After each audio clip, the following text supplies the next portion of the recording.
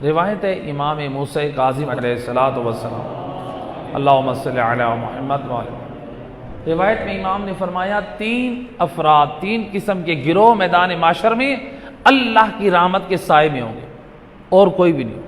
3 قسم کے افراد اللہ کی رحمت کے سائے میں ہوں گے۔ وہ کون سے ہیں؟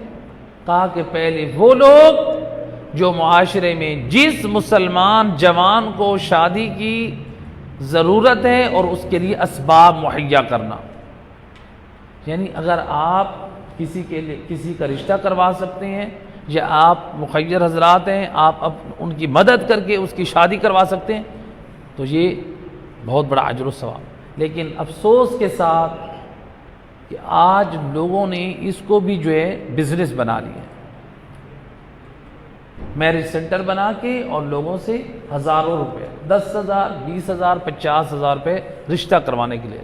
اسلام تاکید کر رہے، معصومین کی تعلیم سمجھا رہی ہیں کہ آپ مومنین کے لیے جو ہے وہ ان کے حقوق ادا کریں، ان کے لیے آسانیاں پیدا کریں، اور ہم اسلامی جو آداب ہیں ان کو بھی بزنس بنا لیں۔ دوسری چیز کہا کہ جو کسی مومن کی خدمت گزاری کرے، یعنی اس کی مشکل وقت اس کی حاجت کو پورا کرے، وہ اللہ کی رحمت کے سائے میں ہو۔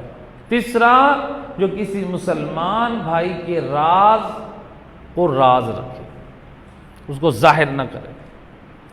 تو لہٰذا جو اس میں اہم ہے وہ ہے جو مخیر حضرات ہیں، جو غریب لوگوں کی یا ضرورت مند لوگوں کی یا جوانوں کے لیے رشتہ مہیا کر سکتے ہیں یا شادی کے لیے اسباب مہیا کر سکتے ہیں، آپ خود نہیں کر سکتے، اپنے سے تعلق رکھنے والے اگر کسی شخص کو جانتے ہیں، اگر آپ کی سفارش چل سکتی ہے، آپ اتنا تو کر سکتے ہیں، یہ بھی اجر و ثواب ہے۔ تو لہٰذا کوشش کریں معاشرے میں ایک اچھے معاشرے کی تشکیل دیں۔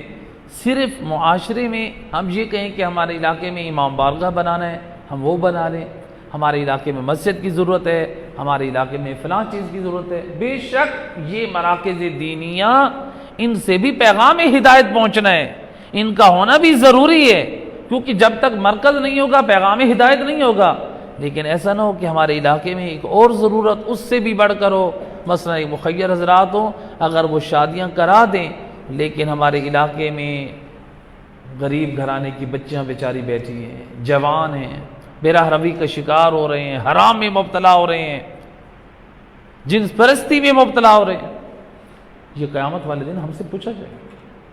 روایت ہے ایک شخص کو امام علی ابن ابی طالب علیہ السلام، اللہم صلی علی محمد، امام کی خدمت میں لایا گیا کہ فرزند مولا یہ جو ہے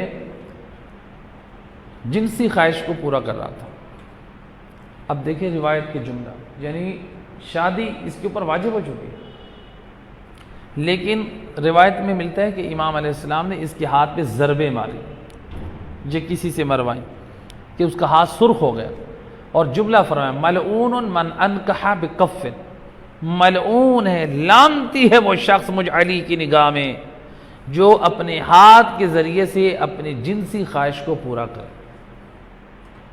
اور ایک اور روایت ہے، سید الرسول فرماتے ہیں ناکح القف ملعون، سید الرسول فرماتے ہیں روایت میں کہ ہاتھ سے اپنی جنسی تسکین کو پورا کرنے والا ملعون ہے، لعنتی ہے۔ کیا مطلب؟ جس کو نبی اور امام لعنتی کہہ دیں یعنی اللہ کی رحمت سے دور ہے، اللہ کی رحمت سے دور ہے، یعنی وہ جہنمی ہے۔ لیکن قربان جاؤں امام علی، وارث شریعت رسول اللہ، محافظ شریعت رسول اللہ، شرعی حد جاری کر دی، سزا دی، لیکن روایت کہتی ہے بیت المال سے امام نے کچھ پیسے اٹھا کے دیے، کہا کہ جاؤ شادی کرو۔ یعنی امام صرف سزا دینے کے لیے نہیں بیٹھے ہیں، بلکہ بیت المال ہے تو امام اس سے یہ دیکھ رہے ہیں کہ یہ نوجوان جو گناہ کی طرف گمراہ ہوا ہے اس کا ریزن کیا تھا؟ وہ شادی میں تاخیر ہے، تو لہٰذا اس مشکل کو امام حل کر رہے ہیں۔ ہم